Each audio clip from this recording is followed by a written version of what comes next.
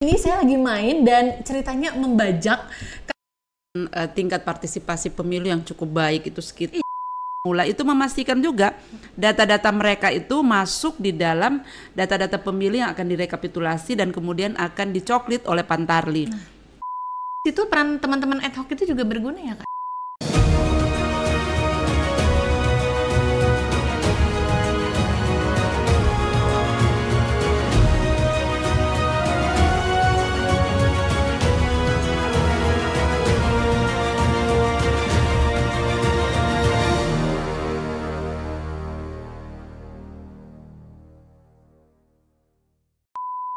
Halo teman pemilih semua, apa kabar? Senang sekali bisa ketemu lagi untuk RPP Podcast hanya di kanal YouTube KPU Provinsi Sulteng.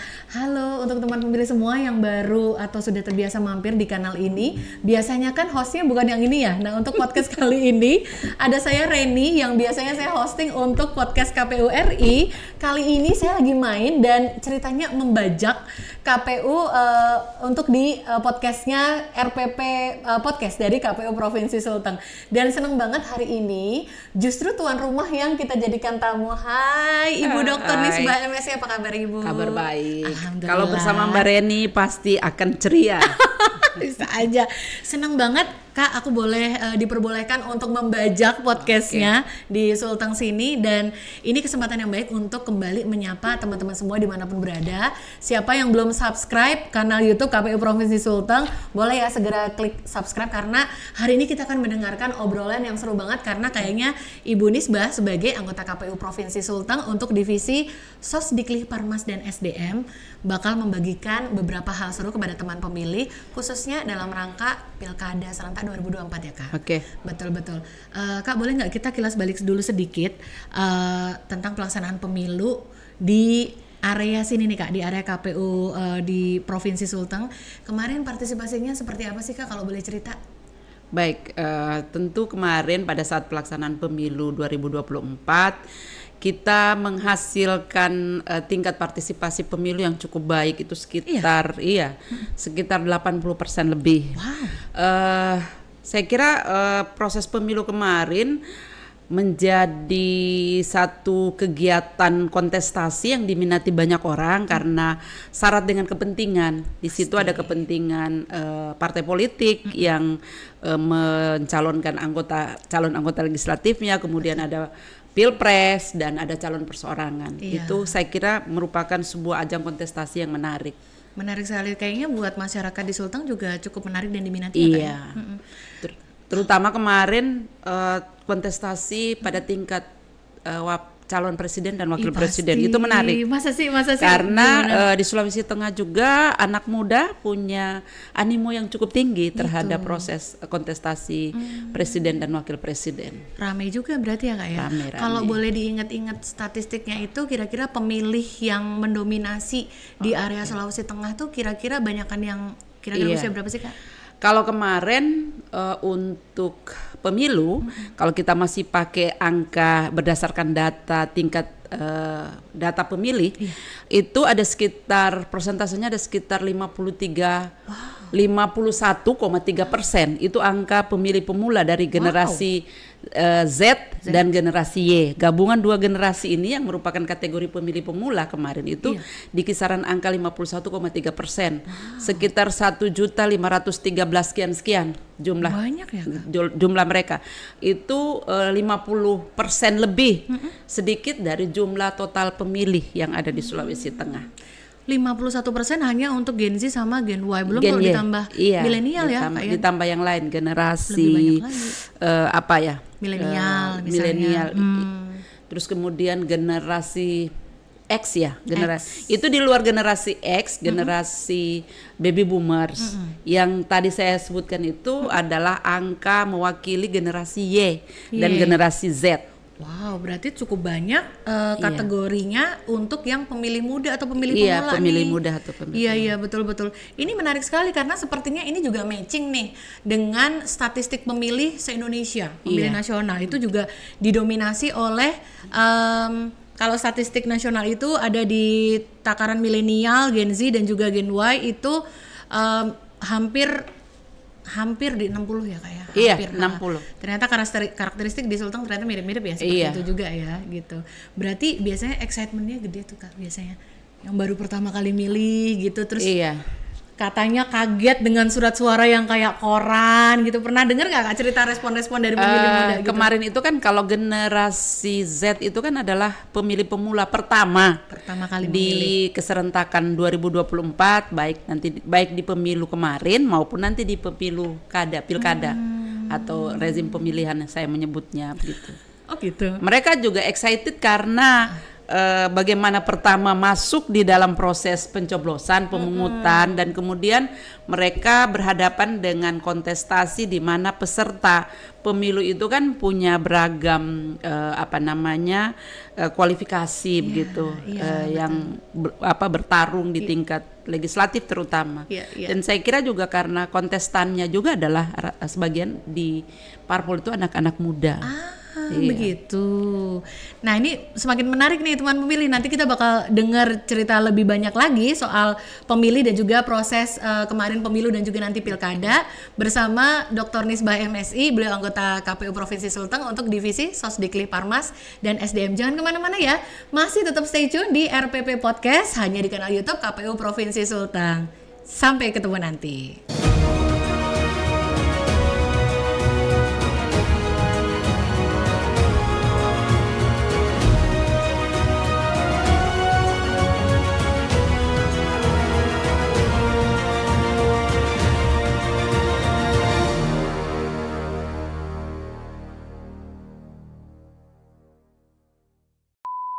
Hai teman pemilih, terima kasih banyak ya masih stay tune di kanal YouTube KPU Provinsi Sulteng. Dan hari ini untuk RPP Podcast masih bersama saya Reni untuk host hari ini episode 26 ya? Episode 26 apa 27? Episode 26 ya, oke, episode 26. Dan kali ini tamu istimewanya yang mampir di podcast ini adalah tuan rumah sendiri, yaitu 27 ya, 27 ya teman pemilih, episode 27. Semoga panjang umur terus ya, nambah terus episodenya. Dan tadi seperti di segmen pertama kita sudah tahu siapa narasumber kita, jadi tuan rumah malah hari ini akan menjadi narasumber ya. Ibu Dr. Nisbah, beliau anggota KPU Provinsi Sulteng, divisi Sosdikli Parmas dan SDM. Nah Kak, tadi kita sudah bicara tentang gambaran pemilih atau statistik pemilih ketika pemilu 2024 kemarin yang sudah selesai kita lalui tahapannya. Nah kira-kira nih Kak, kalau menghadapi pilkada nanti untuk di area Sulteng sendiri, baik itu untuk pilgub dan juga seluruhnya berarti ada wali kota, wakil wali kota dan juga bupati, wakil bupati ya Kak. Nah kira-kira apakah akan menggunakan strategi yang sama nggak sih Kak untuk sosialisasinya Kak? Oke, tentu kita akan menyesuaikan dengan kebutuhan politik lokal. Itu yang pertama. Pada beberapa kabupaten tentu akan berbeda-beda strategi sosialisasi yang kita gunakan. Tetapi karena melihat potensi jumlah pemilih muda atau pemilih pemula itu yang besar pada beberapa wilayah kabupaten kota yang ada di Sulawesi Tengah, kita tentu tetap menyasar kepada pemilih muda atau pemilih pemula. Ini penting. Kenapa penting pemilih pemula? Kita tahu bahwa generasi Y atau milenial dan generasi Z itu adalah bonus demografi kita. Jumlah bonus demografi kita kan sekarang 50% lebih untuk Indonesia, termasuk juga di Sulawesi Tengah juga menjadi generasi yang potensial. Bonus demografi pada generasi Y dan Z itu tentu akan merupakan potensi generasi yang akan meneruskan transformasi politik negara ini. Maka penting untuk memberi penguatan kepada generasi muda atau generasi milenial untuk memahami bagaimana proses politik itu penting melanjutkan kehidupan berbangsa dan bernegara. Makanya itu menjadi salah satu prinsip yang kami gunakan di dalam sosialisasi pilkada yang akan kita laksanakan atau sudah mulai dilaksanakan sekarang ini. Nah, pada tingkat lokal selain pemilih pemula tadi yang berupa generasi X dan Y, kami juga punya kelompok-kelompok pemilih, misalnya dari masyarakat adat. Itu juga penting kami perkuat di dalam strategi sosialisasi kami karena nilai-nilai kepemimpinan itu akan kami transformasi juga di dalam proses pelaksanaan pilkada. masyarakat Sulawesi Tengah ini kan adalah masyarakat yang multi etnik. Ada nilai-nilai kepemimpinan yang menjadi sistem di dalam kehidupan masyarakat itu, khususnya masyarakat adat, dan itu bisa diadopsi di dalam proses kontestasi pilkada sebagai bentuk dari transformasi kepemimpinan yang berlangsung di tingkat lokal. Ini penting. Jadi sejauh ini masyarakat adat kami sudah identifikasi untuk menjadi bagian di dalam strategi sosialisasi yang kami lakukan, seperti itu. Wow, itu menarik sekali ya, Kak ya. Karena ternyata di area Sulawesi Tengah sini KPU sudah bisa mengidentifikasi tidak hanya yang disasar si mayoritas nih yang pemilih muda tadi, tapi juga masyarakat adat tidak ditinggalkan ya, Kak. Iya. Aku aja pernah dengar nih, Kak, katanya dalam satu kecamatan aja di wilayah Sulteng sini itu bisa terdapat beberapa suku gitu. Iya. Kak, kalau boleh tahu untuk di penyelenggara di Sulteng sini itu kira-kira kalau terhadap masyarakat adat itu pakai strategi yang paling mempan tuh apa sih, Kak? Kayak masih ditemuin langsung atau kayak gimana, Kak? Pertama, kita bisa melibatkan mereka di dalam interaksi saat sosialisasi itu di indoor, tapi kita juga bisa langsung turun ke wilayah keadatan mereka, mengelaborasi terkait dengan nilai-nilai budaya mereka. Itu saya kira tidak cukup hanya melaksanakan interaksi di dalam ruang yang indoor sifatnya, tapi kita juga harus turun kemudian mengeksplor nilai-nilai budaya dalam kategori sistem kepemimpinan yang mereka miliki. Saya kira begitu. Nah, sejauh ini jalinan hubungan terhadap masyarakat adat kami sudah lakukan sejak pemilu kemarin dengan mengundang dan melibatkan mereka dalam beberapa event kegiatan KPU dan khusus kegiatan sosialisasi. Seperti itu. Wow. Berarti, Kak, kita bisa melihat bahwa bahkan masyarakat adat pun dengan range usia tuh kalau bisa dibilang pasti juga nggak banyak yang muda juga, banyak yang senior juga ya. Tapi memang ternyata dari hasil pemilu kemarin atau dari proses pemilu kemarin mereka masih punya minat dan perhatian ya, Kak, untuk menggunakan hak pilih ya, hak politik ya. Mereka cukup antusias karena dalam perspektif mereka bahwa kepemimpinan itu harus perlu mendapat penguatan tentang sistem nilai masyarakat lokal yang harus diadopsi di dalam proses pelaksanaan kepemimpinan itu ketika mereka misalnya terpilih. Karena tadi seperti Mbak Reni bilang, di sini ini kan beberapa suku, Sulawesi Tengah itu ada beberapa suku. Pada beberapa suku itu ada sub etnis lagi, ada sub suku lagi. Kalau satu suku saja yang ada di Palu ini, misalnya satu suku yang pada wilayah keadatan di Lembah Palu itu memiliki beberapa suku lagi berdasarkan bahasanya yang berbeda-beda.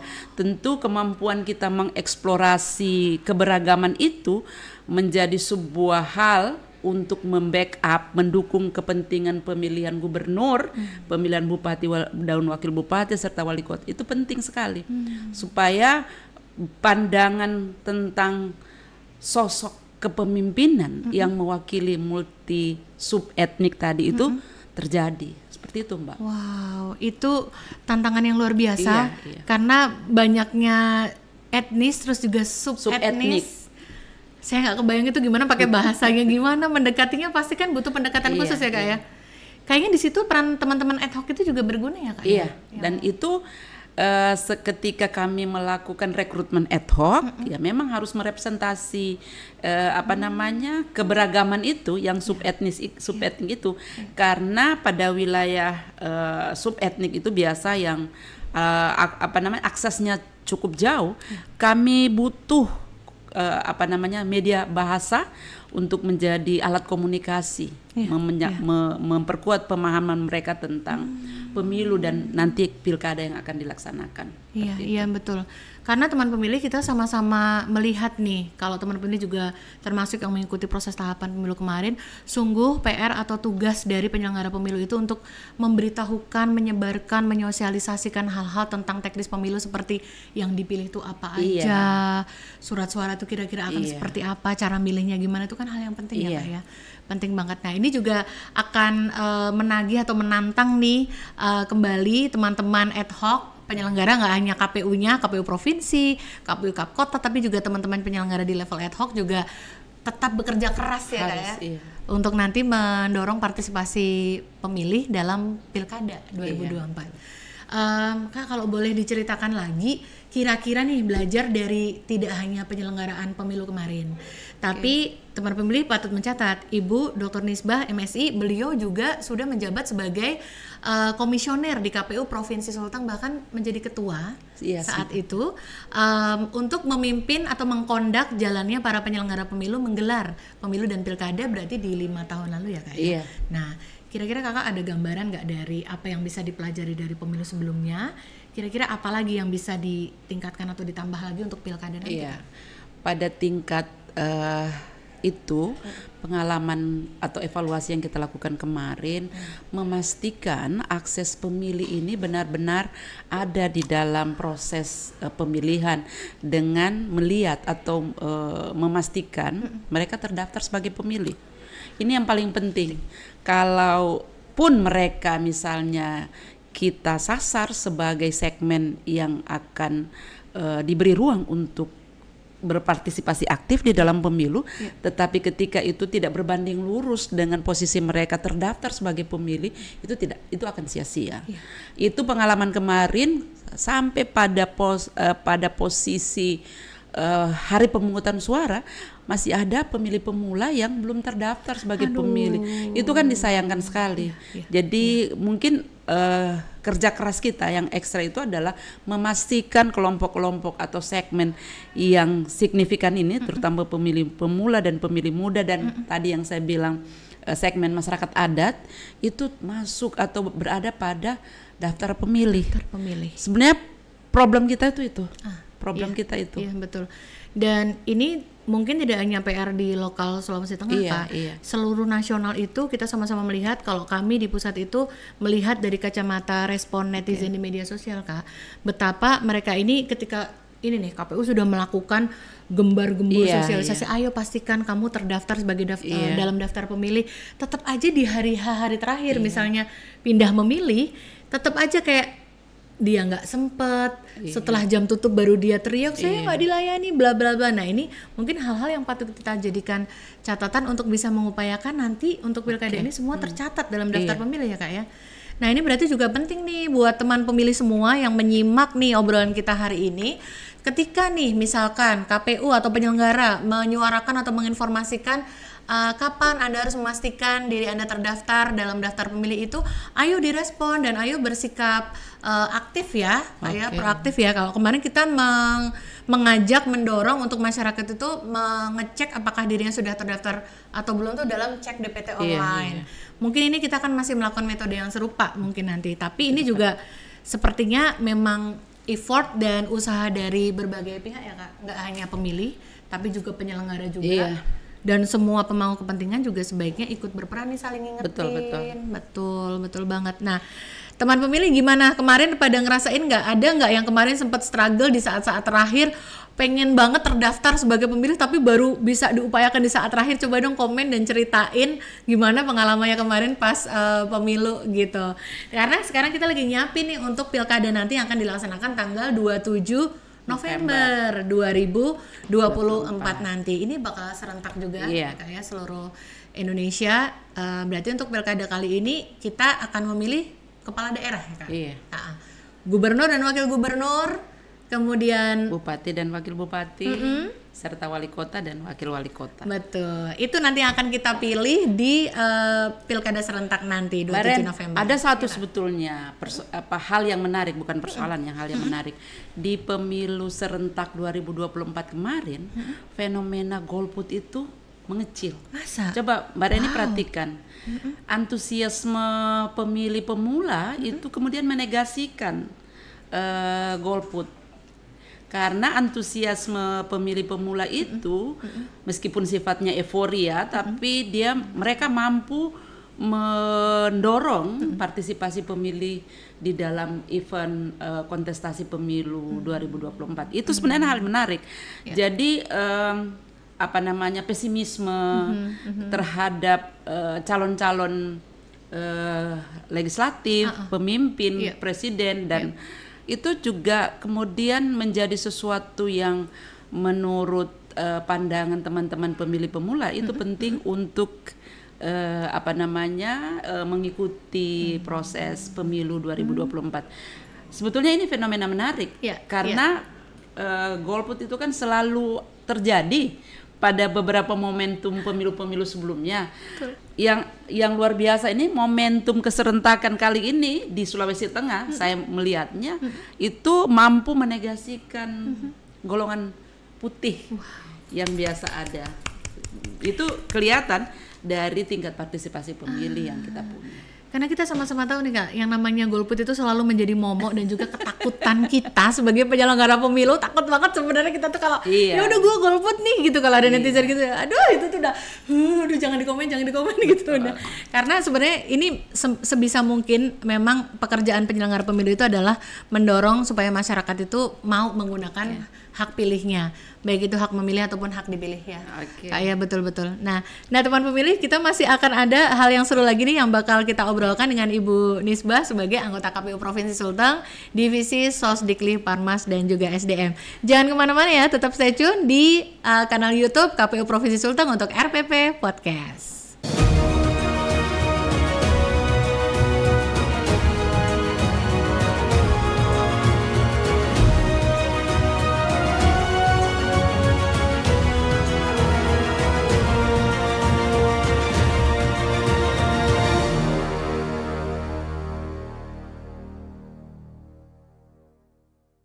Terima kasih teman pemilih masih membersamai kami di kanal YouTube KPU Provinsi Sulteng untuk RPP Podcast. Hari ini hostnya bersama saya Reni, yang saya biasanya kondak untuk atau hosting untuk podcast KPU hari ini karena saya lagi ada di Sulteng. Jadi saya minta izin untuk membajak sebentar supaya tuan rumah bisa jadi narasumber, jadi tamu buat hari ini. Kita masih bersama Dr. Nisbah MSI, beliau anggota KPU Provinsi Sulteng untuk Divisi Sosdikli, Parmas dan SDM. Jadi Kak, kita tadi sudah 2 segmen ngobrolin tentang catatan apa yang bisa kita lihat dari pemilu atau juga dari pelaksanaan pilkada sebelumnya untuk pilkada 2024. Nah, kalau boleh nih Kak diceritain kepada teman pemilih, kira-kira apa sih tahapan dari pilkada 2024 sekarang di Sulteng itu sekarang lagi tahapan apa? Untuk teman-teman pemilih, khususnya pemilih muda dan pemilih milenial yang nanti juga akan menjadi subjek yang berpartisipasi di dalam proses pilkada. Pertama, bahwa pilkada atau pemilihan gubernur dan wakil gubernur, pemilihan bupati dan wakil bupati, serta pemilihan wali kota dan wakil wali kota itu sudah dimulai, launchingnya sudah dilaksanakan, tahapannya pun sudah diawali kemarin dengan beberapa tahapan. Saat ini tahapan yang dilaksanakan adalah sementara menyusun daftar pemilih melalui kegiatan rekapitulasi nanti dilakukan setelah rekrutmen Pantarlih. Itu nanti ketika Pantarlih turun itu memastikan data-data pemilih itu terproses dengan baik atau direkapitulasi dengan baik. Saat itu pula kami mengharapkan respon pemilih di dalam kegiatan rekapitulasi data nanti melalui pencocokan dan penelitian data-data pemilih yang dilaksanakan. Itu mungkin akan dilaksanakan sekitar minggu depan. Jadi dalam konteks itu, dalam situasi itu, partisipasi pemilih dalam hal ini juga kelompok atau segmen muda dan pemilih pemula itu memastikan juga data-data mereka itu masuk di dalam data-data pemilih yang akan direkapitulasi dan kemudian akan dicoklit oleh Pantarlih. Nah, saya kira ini penting sebagai langkah memastikan pemilih itu terdaftar di dalam data pemilih yang akan digunakan nanti untuk memilih di tanggal 27 November. Ini penting karena partisipasi itu berbanding lurus dengan bagaimana kita mendapat akses sebagai data pemilih dan diletakkan di dalam data pemilih. Kalau itu tidak terjadi, maka sia-sia proses kita berpartisipasi karena tidak ada kepastian atau posisi kita sebagai pemilih itu tidak masuk di dalam data pemilih. Itu penting saya kira. Betul. Berarti saat ini kita akan segera masuk pada tahapan Pantarlih itu kan panitia pendaftaran pemilih. Ya, Kak. Dan nanti itulah tadi yang kita sebut dengan bagaimana teman-teman semua sebagai nanti akan memilih menggunakan hak pilih itu juga turut terlibat aktif nih. Kalau udah dengar tanggal sekian sampai sekian nanti KPU atau penyelenggara pemilu akan melakukan pencocokan dan penelitian data. Ayo aktif, kalau ngerasa keluarganya atau rumahnya belum didatengin, belum didata, ayo sampaikan gitu melalui akses yang sudah dibuka oleh KPU, baik itu melalui PPK yang ada di kecamatan atau juga di PPS yang ada di tiap kelurahan ya. Nah, ini menarik sekali nih bagaimana pemilu di Indonesia ini begitu kompleks tapi indah gitu ya Kak. Kompleks tapi luar biasa, rumit tapi tetap bisa dilaksanakan begitu. Karena kewajiban untuk melakukan ini tidak hanya di penyelenggara pemilu tapi juga masyarakat juga harus mampu nih meletakkan dirinya bagaimana supaya saya memastikan saya harus bisa memilih nanti pada saat hari pemungutan suara ya.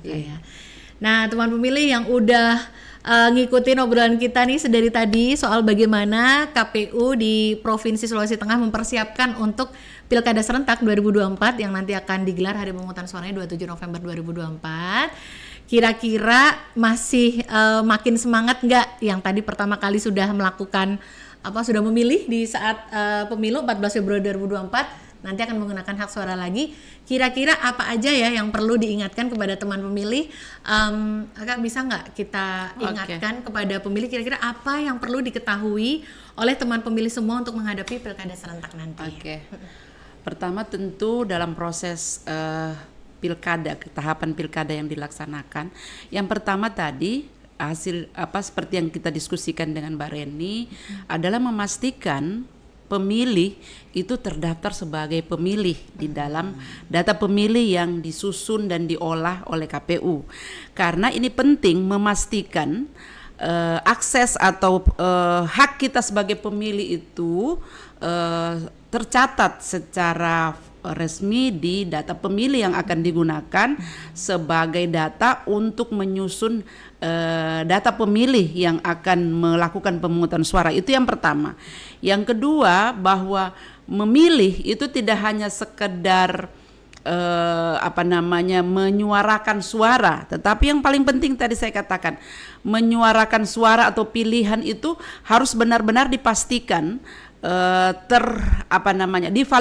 tervalidasi melalui akses kita di data pemilih, karena itu yang paling penting.